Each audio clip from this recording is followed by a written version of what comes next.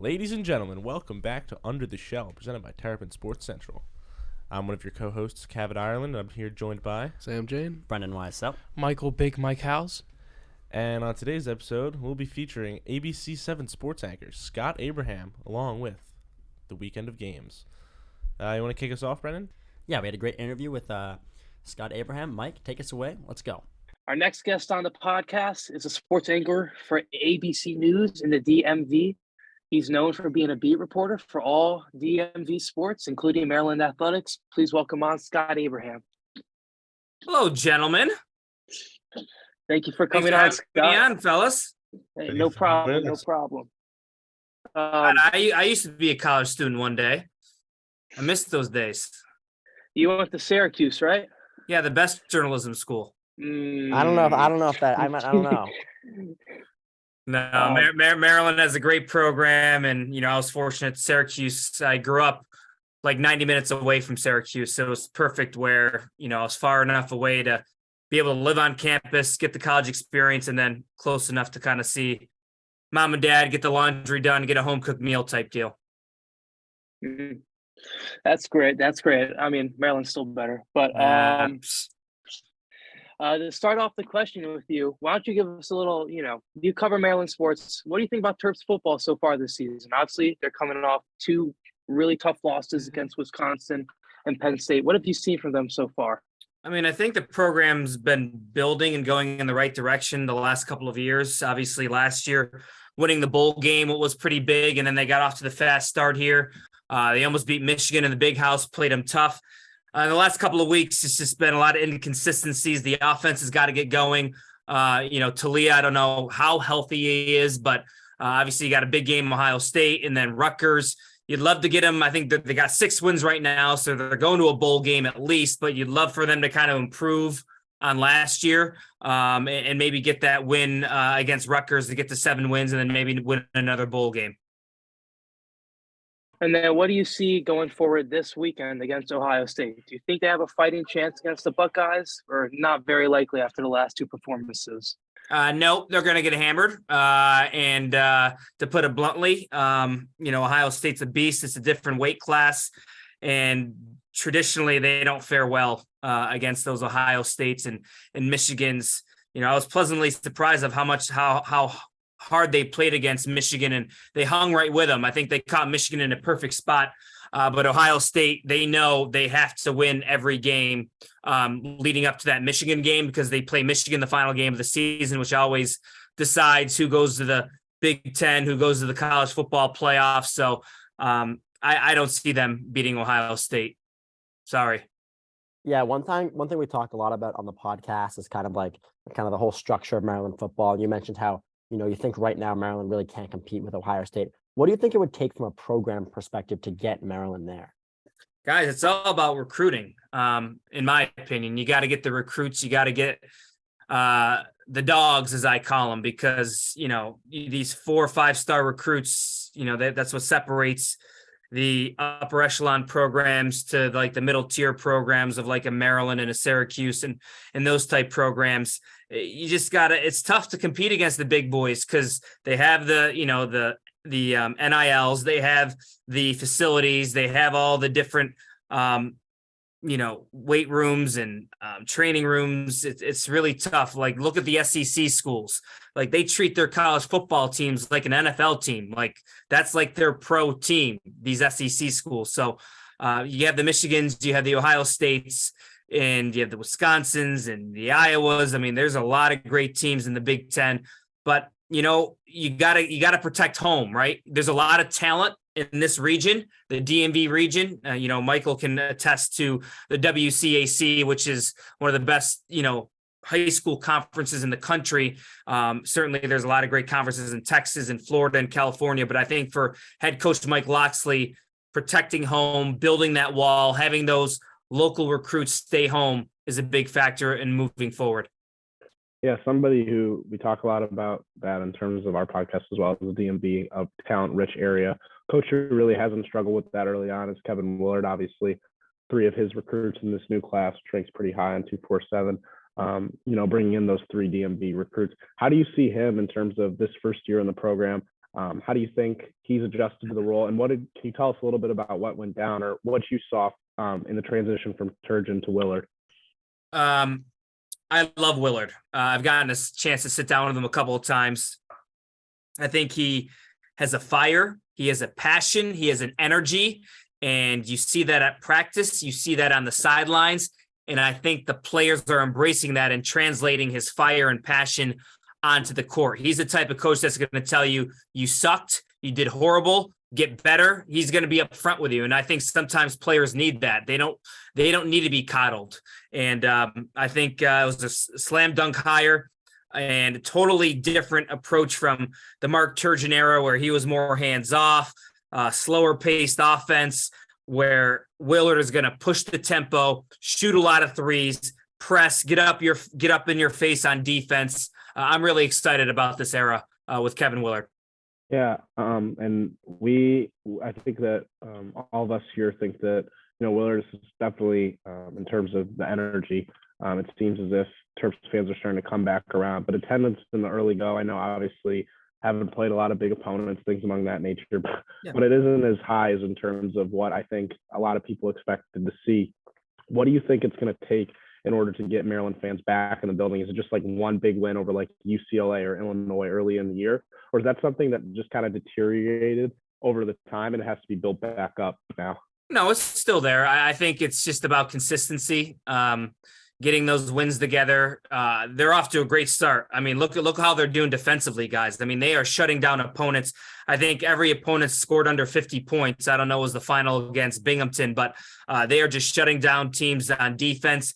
Yeah, they haven't played the big boys yet. They're coming, so that'll be a good measuring stick to see where Maryland is at. But when you get the big teams in Xfinity Center, the fans will be there. I think everybody's excited about Willard, and the way things ended with Mark Turgeon and how the fan base really soured on him. I liked Mark and he was very good to me, but I was very disappointed of how he kind of walked away from the team, from the program. You can paint the picture that, it was mutual. They parted ways, but I mean, he basically quit 1 month into the season. And that was just so poor. Yeah, as you mentioned, now under Coach Willard, he's been pounding the defense. He's been pushing that. They want to play tough ball. And do you think that he's gonna have a easy time implementing this culture and this play style when it comes to these big tests like these UCLAs and teams like that? Or do you think this might be like a test year and just kind of see what happens? Yeah, with any new coach and taking on a new program, it takes time to build your culture, build what you want to do. When it comes to Big Ten basketball, you better be ready to play physical. You better be ready to play defense, because that's big boy basketball. So he's gonna get there. He's gonna get his guys recruiting. Give him. Usually a new coach should be given like 2 or 3 years to get his guys, to get his systems in place, and then we'll see where they're at. What are the expectations for year one in Kevin Willard? I've been telling everybody there's going to be growing pains. You're going to have some pretty high highs, but then you're also going to have some pretty low lows, because that's just what it is in year one. You can't expect, a Sweet 16, Elite 8. Unlikely that's going to happen. But you have to be patient, and you just have to be excited for the direction this program is going in the new era under Willard. And now, we're all journalism majors. So switching over to a little bit about journalism now and the career of journalism. You're known in the DMV as one of the reporters who has the courage to ask the athletes and the coaches the tougher questions. Why do you think nowadays many reporters don't ask those tough type of questions? Access and fear of not getting the interviews, or in fear of getting that access, of building relationships, building rapport. And there's a balance there, because, you want to do your job properly. But I think you actually get more respect if you don't beat around the bush and you're direct. And that's how I've always been. That's how I always are going to continue to be. And, I'm not worried about access. I'm very confident in my own skin. I'm very confident in the work and the product, and I stand behind, the product I put out there. So you can't live in fear of access, or, are you going to offend this person? It's your job to ask the tough questions. You are providing a service to the public, to your viewers, to your readers. You have to ask the questions that they want to know about. And sometimes it may be hard to get across. Sometimes they may be sensitive topics, like Alex Ovechkin for the Capitals, talking about Russia and Ukraine and that conflict and that war. That's not easy to talk about, but it's very pertinent, and viewers and readers want to know, what does Alex Ovechkin think about Russia and Putin and Ukraine? You got to ask that question, and in football, obviously, Carson Wentz and his long history of failures with Philadelphia and Indianapolis. Is it his last chance in Washington? How does he feel about that? You got to ask that question. So it's just, you guys got to go out firing. Obviously, after you asked that Wentz question, Jason Wright came out with a statement saying, it would be hard to build a repertoire of the players. Do you feel that actually happened? Do you feel like they respect you more for asking that question? Yeah, the biggest backlash was just from social media trolls and whatnot, and that went away quickly in a week. And it's been really just actually ironic to watch things unfold the last several weeks of, people tweeting at me saying, almost apologizing and because Heineke's taking over now type deal. So, I stand behind the questioning, the back and forth with Wentz. And I think, Jason Wright said what he wanted to say. He's more than, welcome to say what he wants. It's a free country. So it wasn't fun going through the nastiness of that, but it's a learning experience for everybody. Would I have done anything differently?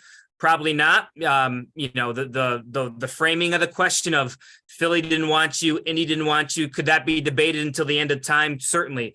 You could have said it didn't work out in Philly, it didn't work out in Indianapolis, but you got to remember, as a journalist, you don't necessarily have your questions scripted out, and you shouldn't for you guys.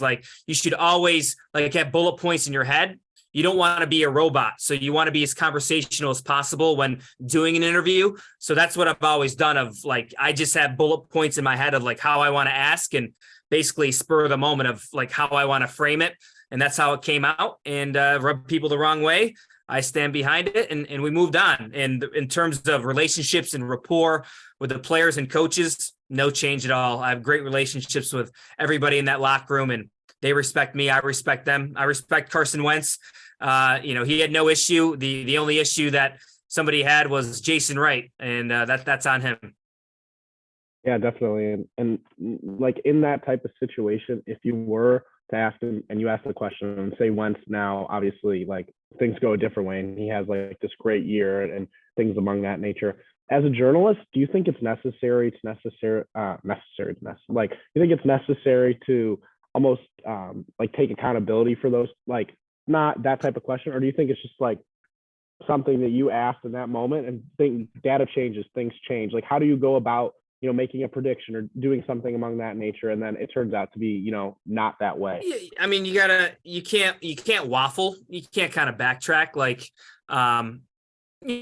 In the moment, minutes or hours after, you can own up to it and said, yeah, I made a mistake, or that didn't come out right. But, in terms of, predictions or questions or topics you talk about, you just got to kind of go with your takes and kind of stick with it. Sometimes it works out, sometimes it doesn't. If you screw up, yeah, you take accountability. But in my situation with Wentz, I didn't screw up, and I didn't believe that.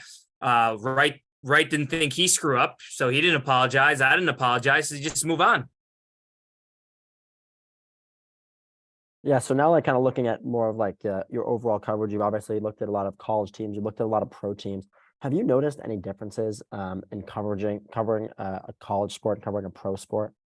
I think for college, there's more love of the game. There's no money involved, and it's just, pride, passion, kind of the pageantry and the atmosphere of a big college basketball game, big college football game, the band, the student section.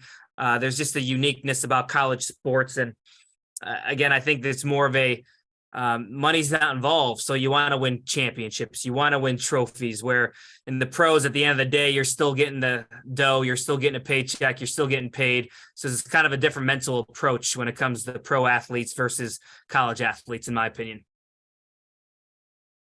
Yeah, so going back to like those tough questions that really like, get under some of the athlete's skin, have you ever, or like how would you go about asking these tough questions? Like I agree that it's good to put pressure on like these athletes. You want to get the answers that maybe they're uncomfortable saying, but how do you go about that without coming off as maybe a little bit disrespectful? Yep, and that's what people kind of countered with me, saying they thought I came across as disrespectful, which was certainly not my intent. Again, I think it's just about repetition. The more you do it, the more of a groove and kind of a flow and a rhythm you get into the interview process. And you have to do your research. So you have to come in with like a game plan. You have to kind of figure out how am I going to frame this question? You got to do your homework. Like if you're going to interview somebody, you got to do your Google searches. You got to read the articles, and you got to be prepared, because you don't want to come across as not prepared, and kind of that affects your credibility, and that's never good. So my advice would be do your homework, come prepared, have your bullet points, don't script anything, and just let it rip. And sometimes it doesn't come out that great. You learn from it. Sometimes it comes out great and you think like, I nailed it. You get the soundbite. When it comes to interviewing, it's so important to get emotion. Emotion is so important, whether it's good, bad, sad, mad, happy, tears. Emotional soundbites really drives home a sportscast, an article. So always try to get emotion when asking questions. Once again, Scott, thanks for coming on to the podcast. We have one last question for you. Advice for us. What advice would you give for us to have a successful journalism career? And what would you say sets the successful journalists apart from the others? Advice, because I was in your shoes long ago. Let's see. I'm 39 now, so it was probably it's about 20 years ago. I was in your shoes, and you got to grind, man. You got to do what you're doing right now. Podcasts, campus TV stations, campus newspapers, internships, build relationships like you are, talking to me or talking to other journalists. Build that bridge now, because it'll be easier once you graduate and once you're looking for jobs to use those contacts, because this industry is very small. It's one big spider web, guys. Everybody's connected somehow. And you got to build that Rolodex and be as active as possible. Listen, these are the best 4 years of your life. I want you to have a social life. I want you to chase girls, go to the bar, go to athletic events. That's what college is all about. But you're not going to be doing that all your life, right? So you have to still kind of focus of what's down the line. What is after college? Prepare yourself. Take these challenging classes. Be active where, if you can go to a Saturday 1:00 field hockey game or a Saturday 1:00 soccer game. It's not ideal, but you can practice your interviewing skills. You can practice writing up an article. So I would just say, just immerse yourself as much as possible. It's not everybody has the opportunities you do at a Division I university. You cover some major programs, some major teams at the D1 level, and you got to utilize that the best you can and build that network. Yeah, definitely. And I think all of us are trying to get to that point. And we appreciate your time coming on, talking with us, giving us some great insight into, your world as a professional reporter, and good luck the rest of the way. Great soundbite today, by the way, with Rivera and his father. That was really cool to see. So thank you for coming on. We appreciate your time, Scott.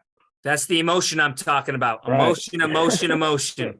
Yep, emotion drives it. All right, guys. Thank you. Yep, Thank you, Scott. Keep asking those tough questions. Yep. The NCAA tournaments are upon us. Most notably, the field hockey team in the Final Four. Mike Howes, tell us what's going down. Yeah, so they defeated Liberty and Syracuse last week in College Park for the first 2 rounds of the NCAA tournament. Both wins came in overtime. The second win in the second round went down to a shootout with a trip to the Final Four on the line. So it's pretty exciting. And now they're going to be playing against Northwestern in the Final Four. If you guys remember, they've already played against Final Four twice. They've already played against Northwestern twice already this season. The first time was in the regular season. They won, of course. Danny Van Rootselaar, terrific Terp, scored 2 goals in that overtime win. And then the second time they played them was in the Big Ten tournament, and they lost 2-1. So you're going to have to watch for the field hockey team to make sure they don't fall behind early, because this Northwestern team, they can score, and they have a good goalkeeper. So if they fall behind early, it's going to be really hard to come back. I mean, Mike, you know this team better than anybody. I mean, maybe better than the players. Do you think they have what it takes? I do. I mean, we saw in the first time they played against Northwestern, they can defeat the Wildcats. However, it depends on how efficient the offense is. Both games over the last weekend, they fell behind. Fortunately, they were able to come back, but if they fall behind again late in the second half, it'll be very difficult for the girls to come ahead this weekend against Northwestern. And then, if they do defeat the Wildcats, you got to look forward to who their matchups are going to be in the championship.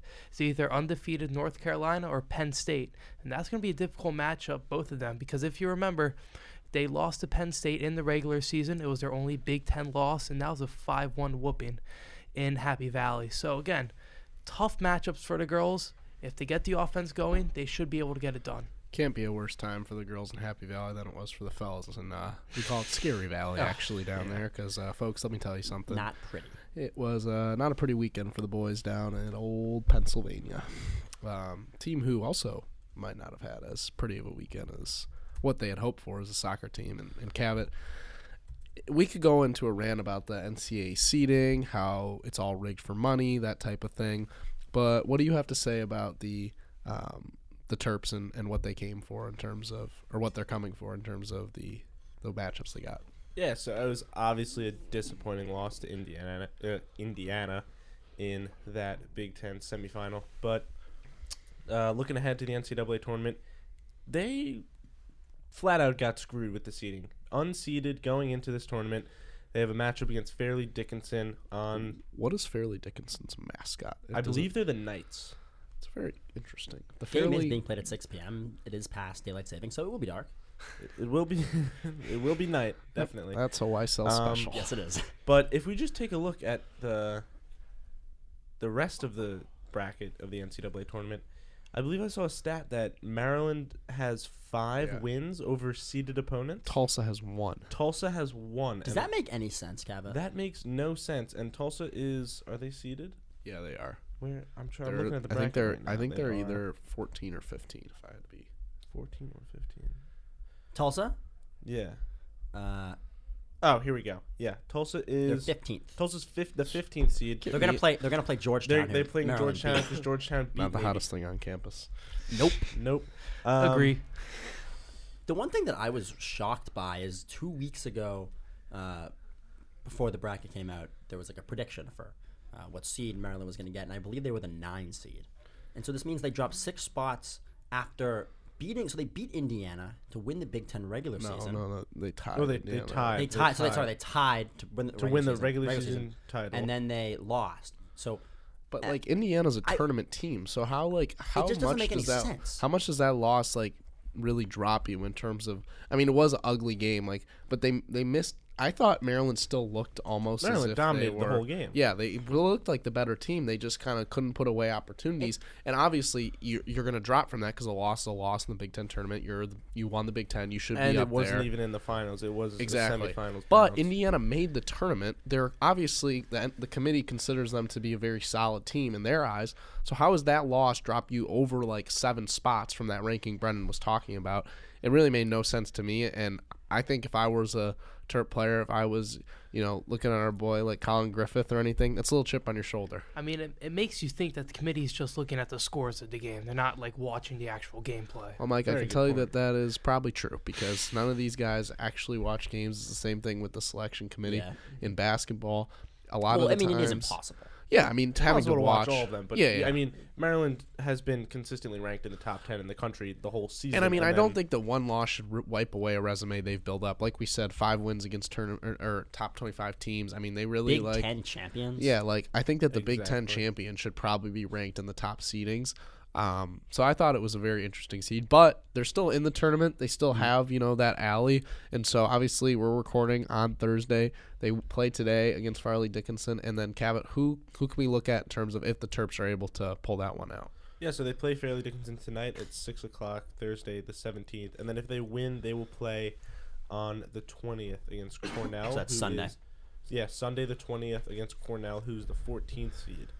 And in that part of the bracket, they would if they end up beating Cornell, they could either get matched up against either Syracuse or Penn or Rutgers. I personally think that them getting past Cornell is very possible. I agree. I think that the Ivy League was a little weak this year. Cornell just happened to come away with the Ivy League title. Right. And as we said, Maryland, we know Maryland is a good Soccer team. They were 8th in the country for practically the lion's share of the season. You know what's crazy, just in terms of the rankings? Maryland was never ranked 16th or higher.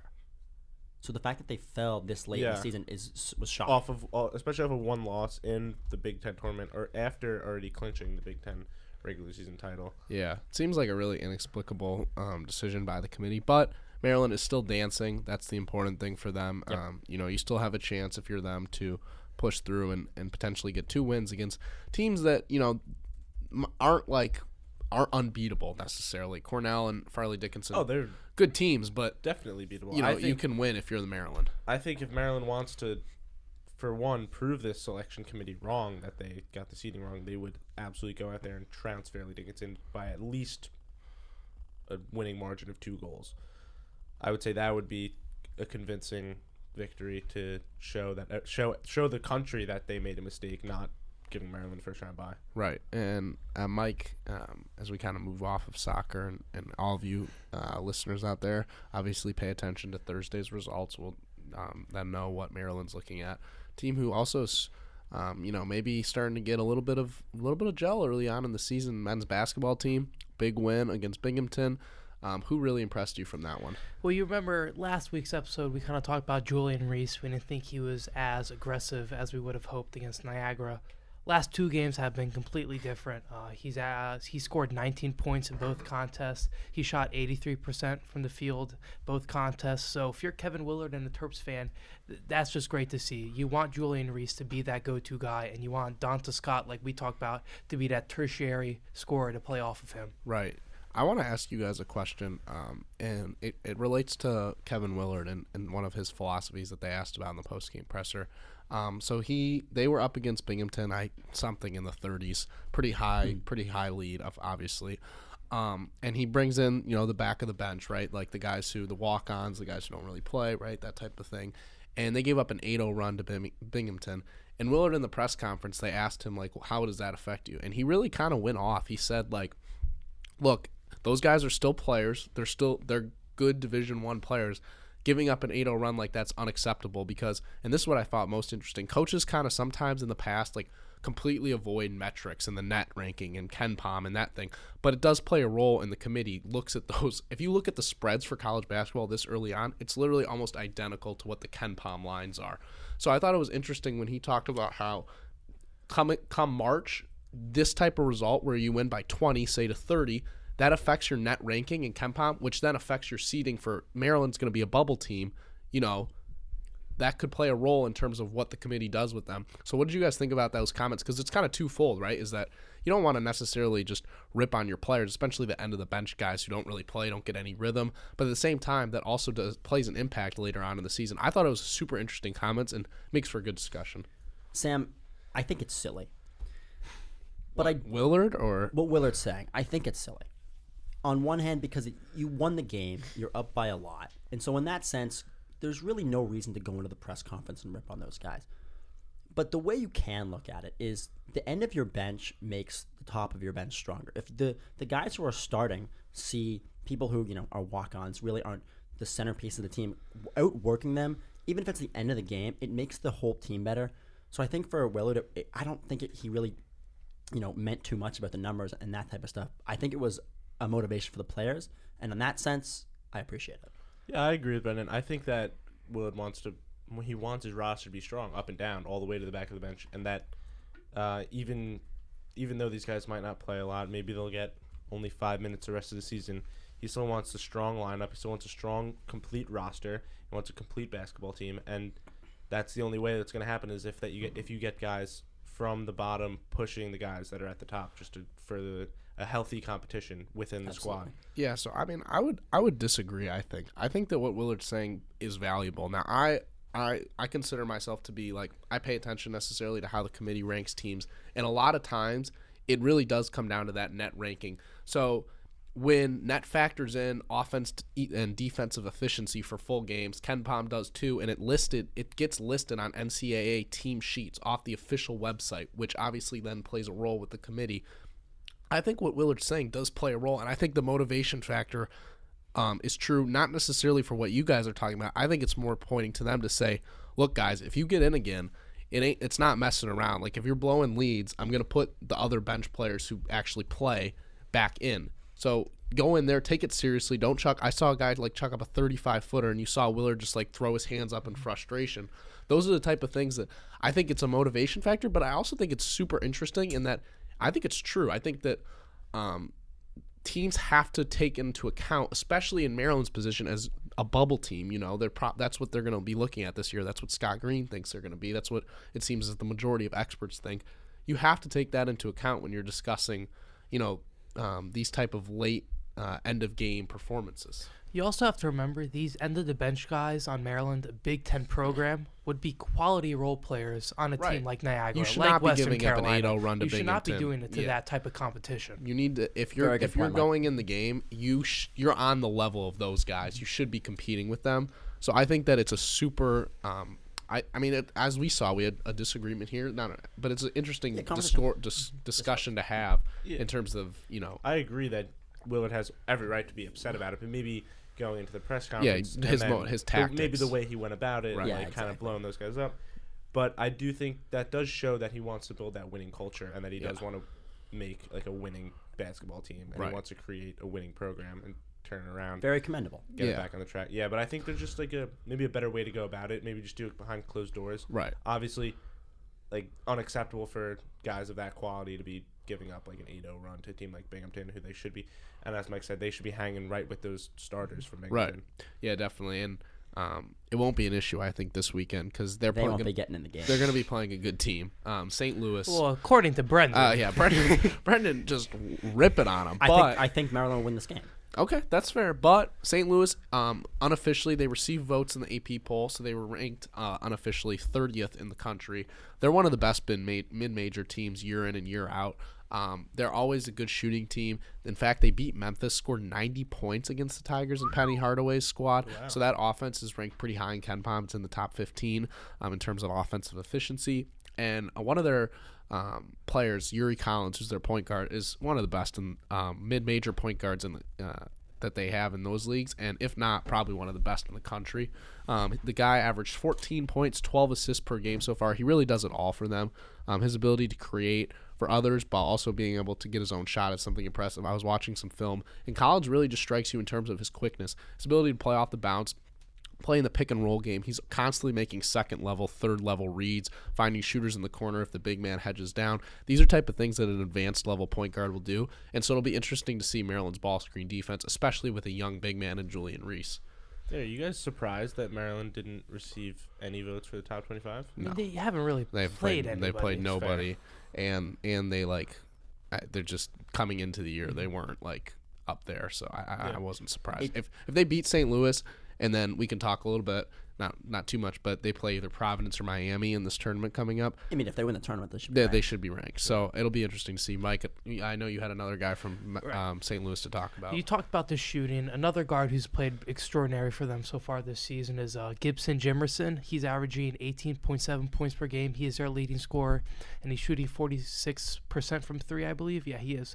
And they're just a great three-point shooting team overall. They're averaging 38% from three. Yeah. So we joked about the tweets about Niagara, about how Maryland didn't allow a three that game. But will they be able to actually step it up and prove it against a quality team who is meant to shoot the three well. It'll be put to the test for sure, and especially if St. Louis stresses you out with spacing all five guys, or all four. They have four really good shooters, and their big man can also run a little pick and pop. So it'll be really interesting to see how those two teams match up, and it'll be a good test early on for Maryland. I think these are the type of games that you want to schedule if you're Willard, right? It's a competitive game, but you're not playing at Gonzaga or at Texas as they play.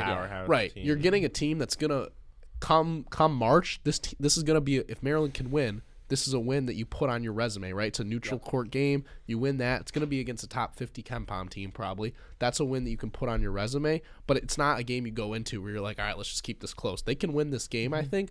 I would probably say St. Louis has the edge right now, but I think it is a possibility that the Terps can pull this one out. Yeah, we've seen certainly a few inconsistencies across the floor with the Maryland basketball team, but they haven't given up more than 52 points. Yeah. They're averaging 51 points against over 3 games. So they've definitely been defense has been better. Yeah, they've definitely been putting together a defensive set, and it's just really, can they ride that? Can Willard keep them in it, right? And keep them in front of the ball. Make sure that you're contesting 3-point shooters if you're them, because obviously, as Mike said, the St. Louis is deadly from beyond the arc. This is a game that Mark Turgeon loses 100% of the time. And so the reason I think Maryland will win, and the reason I think Terps fans should be hopeful, is because Turgeon always had the athletes. Maryland very rarely lost games against a caliber team like St. Louis because of the athletes. In my opinion, they very often lost the games because of coaching. And so with that in mind, I think that a new program, a new face, I think that Maryland will win this game.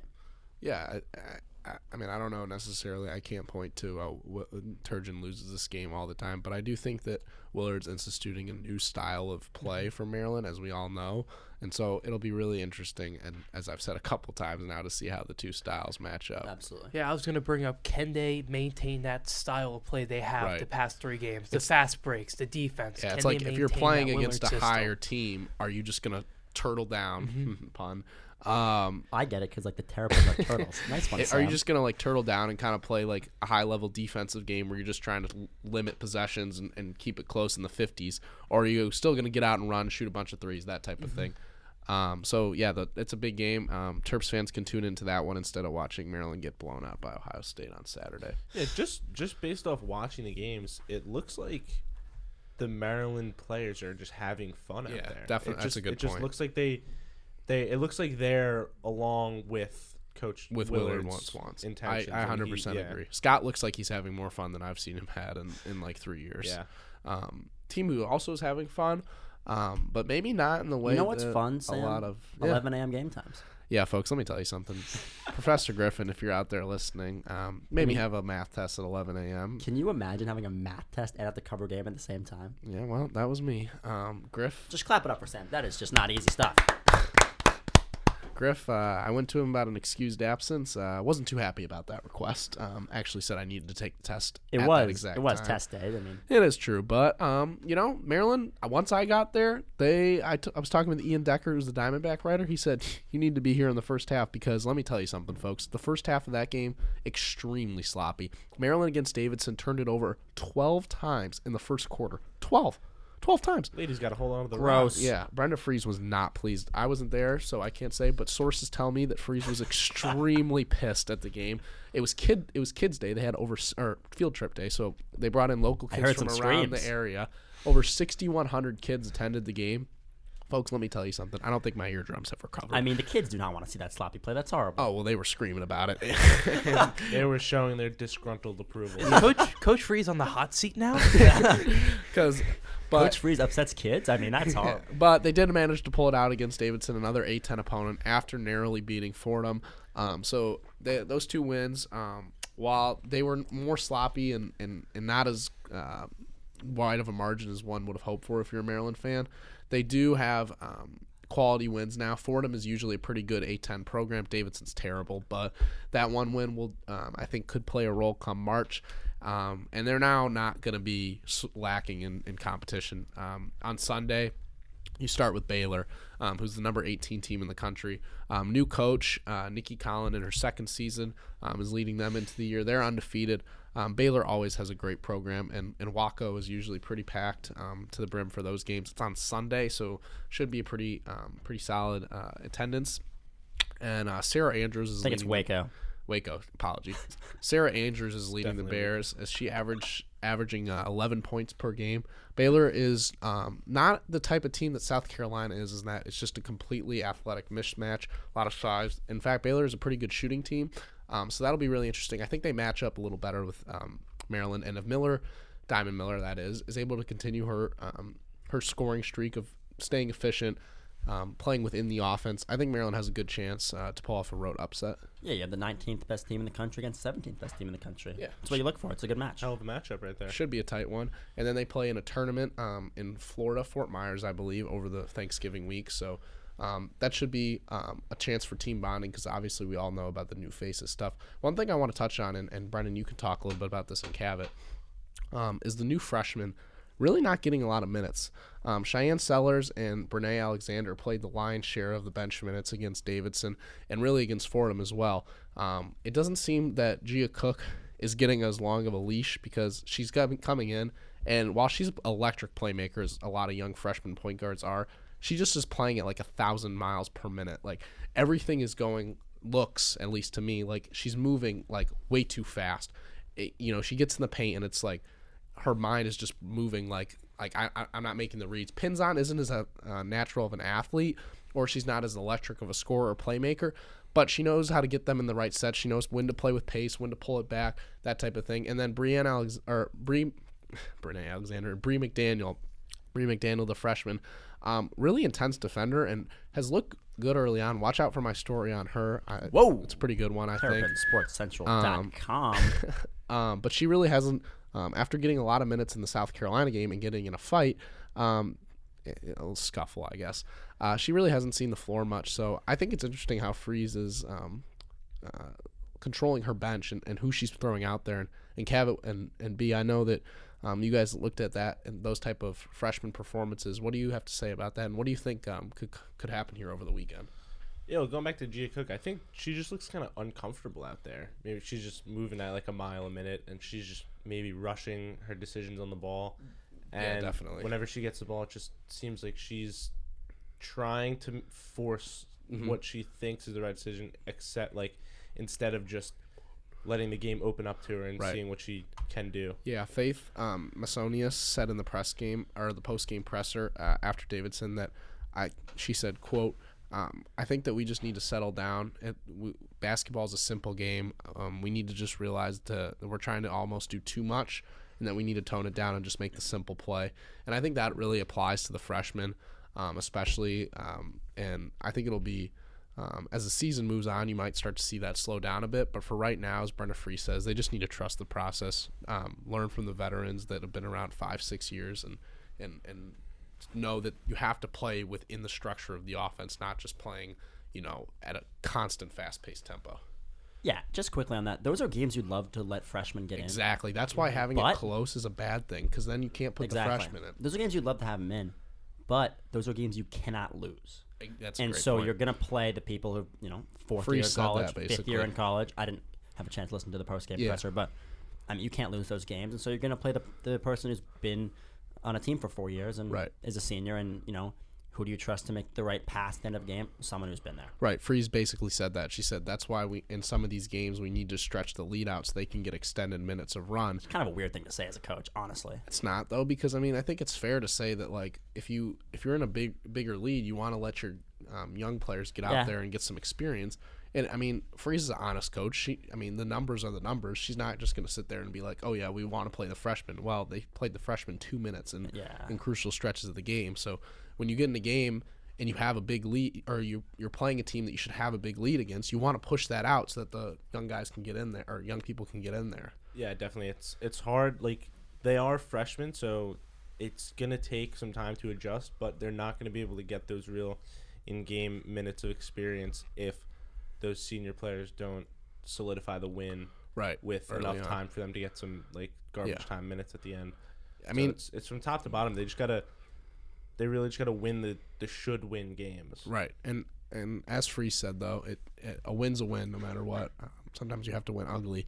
But team who you wish, if you were a Terps fan, could start to do that a little more is the volleyball team, because they continue to just disappoint really in terms of the program standards. Yeah, the way I kind of look at the rest of the volleyball season is you have 2 games that are kind of like the national championship for them, because they're not going to make the playoffs, obviously. So Friday, Ohio State, 5th ranked team in the country. Winning that game would be a great way to end the season. You get a big win. It's unlikely that's going to happen. As the volleyball team's been able to steal sets against ranked teams, but They're not 1-5. been able to get the win. 1-5 versus ranked teams. And no team that's of Ohio State caliber that they've been able to beat. And then senior day, Saturday, versus Michigan. Another game, would be a great win for the seniors. But I mean, really at this point, we're talking about very small moral victories and not stuff that goes that far. It's right. Leave it all out there. They got nothing to lose at this point. Brandon, do you think coach is on the hot seat? Because you've talked before, they have talent on that team. They just haven't put it together. I feel like we go through this every week and we say the same thing, that Hughes is compared to the Big Ten, this is a program that would be better if they were in any other thing. But I mean, and they just did extend him, so I don't really know what's changed necessarily, Mike. Yeah. And Brendan can touch on it a little more, but I just feel like we have this discussion all the time, and the same answer comes up. Until Maryland really wants to compete nationally, they're not going to make a change, and I just don't know if the resources have been devoted to the volleyball program like that. He's on like an icy hot seat. Like, I would say that in an ideal situation, you'd get a coach that can win national championships. He obviously hasn't shown that. But because of the way the Maryland athletic program is structured, I would be surprised if they got rid of him, but it's possible. Yeah. A coach who's kind of reversed the temperature of his seat is Alex Clemson. Just wrestling real quick. So Maryland has 6 wrestlers ranked in the top 35, and they have a big match on Friday the 18th against Pittsburgh, the 18th ranked team in the country. Bunch of 18s going down. This is the biggest test so far for Maryland, and I was just kind of looking based on weight class and seeing where Maryland matches up versus Pittsburgh. And Maryland, based on the rankings, has the edge in about half of the matchups. There's one matchup that 197 weight class, both wrestlers are ranked in the very similar. So we have Jaron Smith on next week. He could be the deciding factor in that match, and getting a win versus a ranked team would be something that you don't see too often on the mat in College Park. We'll see. The rankings are rankings. What happens on the mat is what happens. So Jackson Smith 10th in the 197 weight class. Yeah. So that'll be an interesting matchup this week. And as we know, Maryland starting to maybe move up in the rankings. Team, though, or a program who is more towards the valley of the rankings. I just wanted to point out something interesting. So cross country has, obviously tournaments for the conferences, so Big Ten tournament. But then the way the NCAA tournament works for them is they have regionals. Maryland's in the Mid-Atlantic. I just thought it was interesting. So Maryland finished 14th in the Mid-Atlantic and finished 13th in the Big Ten, which is kind of odd because the competition in the Mid-Atlantic is not very strong. So just like the point I'm making there is that you'd think that a team that finished like 13th in the Big Ten would do better in the Mid-Atlantic. Would do better in the Mid-Atlantic. Maybe just shows the disparity between. I mean, 13th in the Big Ten is still. Cross country is weird because it really depends who you're racing and time. You have to really compare times. You could win by 10 sets. Like winning by 2 minutes is the same amount of points gained lost versus winning by half a second. And so there can be some stuff like that in cross country. Some discrepancies. Another. Just a little cross country point. But if we want to talk about something that is slightly more entertaining, appeals to a wider audience, we can get some football picks, get some football talk. Yeah, Mike, give us an update. The leaderboard this week, once again, I'm at the top, 10 and 5. I hate this guy so much, bro. How is he like? It's just ridiculous. I don't know how this is going on. I'm riding the hot streak. Another guy riding the hot streak is Cavett. After starting the season 0-2-1, it's frankly he's now second, 8-6-1. So. Congratulations to Cavett, and then some guys who need to improve. Brendan and Sam, you guys are sitting at the bottom 7 and 8. I'm going 3 now. It's still tight. Like I don't know what you're chirping there. It is. It's like a one. We got a long season ahead, Mike. The fat lady ain't even come close to singing. She's not singing. Michael, Michael. Pick 'em. Michael. right. We're switching away from Big Mike House because Georgetown is not on the schedule this weekend. I've been riding TCU so far this year. I'm going to continue to ride them. TCU favored by 2.5. Riding the Horned Frogs. Riding the Horned Frogs. They continue to get undermined in That would these have lines. to hurt. I mean, they have horns, Sam. Yeah, if you had to ride a Horned Frog, that would be brutal. Like a horse, I understand. That's It's very gotta soft. hurt. Where do you think Horned Frogs ranks in like the mascots? Oh, great question. Of college football. Ooh, you think a Horned Frog could beat a Like, turtle? like pretty high. Like it's a hilarious name. No, What does a, I'm what does saying a it horned is. frog look like? You mean like No, I'm saying like beating in a up? fight, Frog could a with horns. terrapin beat a Horned Frog? I like the how- Rainbow Warriors personally. No, I'm asking a serious question here. This is like Okay, Mike okay, Leach level All stuff. right, all right. Does a terrapin beat a Horned Frog? Absolutely not. Well, I don't know. I think A terrapin would eat a Horned Frog. To be fair, the terrapin the has thing a is- shell to defend That's itself exactly from the the The horn. thing is, the terrapin gets one snap on any part of the frog, and the frog's It's not done. getting anywhere. Yeah, like What is it going to use its horns for? how is a Horned Frog the winning, horns? The Brendan? horns are like practically useless against the I hard can shell. tell you, though, Yeah. Horned Frogs have won by a touchdown or more in 9 of their 10 games this season. Ooh, So the fact that they're only favored by 2.5 points against Baylor kind of surprises What me. else you got, Mike? Terps, also got, Terps don't look too good against the Buckeye though. Maybe in the mascots they do on the field. It's gonna be an interesting one. Mike, tell us about it. I will say, I believe it's going to be a high-scoring game. Ohio the Buckeyes State are gonna has score hit 70. the Buckeyes have hit the over 7 Maryland out of really 10 hasn't times this scored. season, and then each of the last 7 meetings between the two teams have gone over the total. So it will be high-scoring. Whether that favors good for Maryland, probably not, because they'll still probably lose by 40. Yeah, definitely. And then my last pick is going to be Tennessee, favored by 21.5 over South Carolina. No Tennessee explanation needed. can score. South Carolina cannot. They average 16.1 points per game in SAC games, other than when they put 38 points up against Vanderbilt, which is not Mike, what very happened to difficult no to explanation needed? That's a pretty easy pick to explain. I'll go for no. Tennessee's explanation. good. Tennessee's good. South Carolina I blows. I don't like Spencer Rattler, too. I know you trashed on him the other week on the podcast, but, Yeah, like, he's trash. last year I was cheering for them to put in Caleb Williams, and I was like, they keep starting Rattler. I mean, eventually it only took a couple games for Williams to get the start, but Yeah, Mike, we got some overlapping teams here for my picks. Ohio State minus 27.5 versus Maryland. I said this to Sam as we were exiting Penn State in the Uber ride that I would be picking Maryland. I'm picking against Maryland for this week's picks because from what I had just seen on the field, it made me think that. Hey, it's not time to panic though, Brendan. No, but that's actually a really good point you make. It's actually not time to panic. I want to hear like a couple sentences on what you thought about that statement. Yeah, I don't know. For Loxley to come out and say that after just getting whooped by 2 teams on the road where you aren't even competitive, it's just like, when is the time to panic then? Like, if you're consistently losing these games where you're not even close, like, how are you going to look at it in terms of competing with the upper echelon of the Big Ten when you're getting just demolished, and then you go in the post game and just say, well, we played bad, but I don't want to panic yet. Like, we still can win 2 games. and when you enter the season and the players it's at the media day yeah. are saying the goal is to win the national championship, Yeah. and then you put up 2 performances Right. like that, it is kind of time And to it's kind of panic. now like a classic Maryland thing. Like, you read national stuff, it's just like Maryland in November and October just kind of melt down, and that's a continuous theme we see with these teams. That's why I like getting the outside opinion last week. One thing I will say is maybe it's not time to panic, but it sure as hell is time to practice in the rain.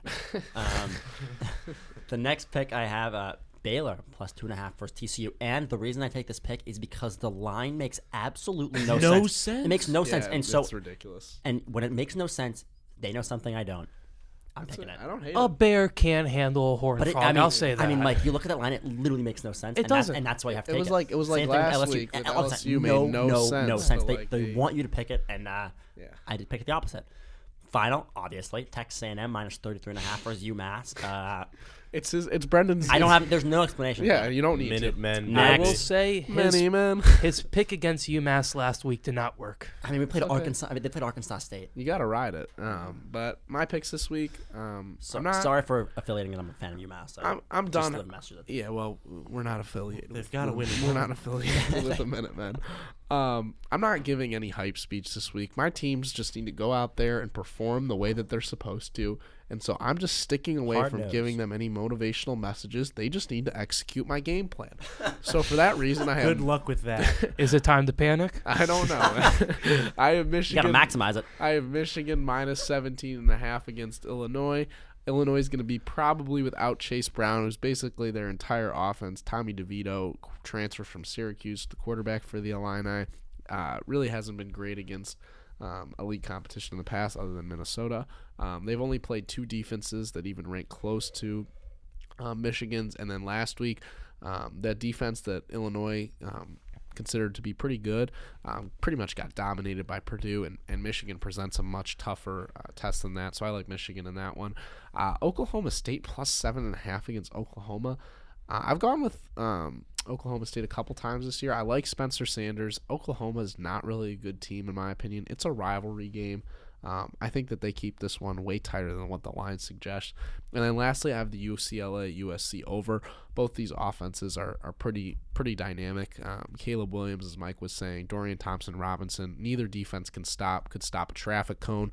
So I like to see how these offenses are both going to probably explode in Pasadena. Oh, God, here we go. I missed this.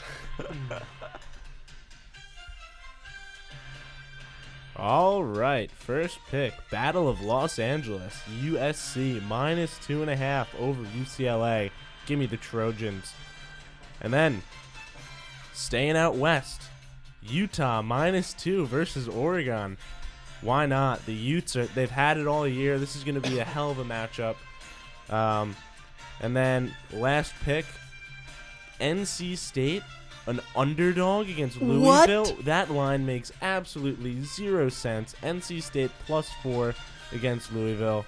Give me that all day. The Wolfpack gonna take them down. Let's go. Woo. Those are the picks. Wow. Kevin may be still Pure recovering from a vibes. cold, but he can surely put on a show. I hear that Brendan has some terrific terrapins to follow up from Dick Shiner last week. Yeah, so moving on, this week's Terrific Terrapins, plural. Thank you, Linda, who was our grammar teacher. Best teacher in the world. Woohoo. Definitely something in the world. A little hesitation in that. Definitely a teacher. She's definitely in a world. She definitely is a professor. She's in one of the, okay.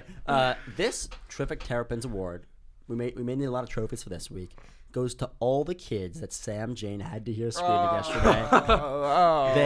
They deserve it, and I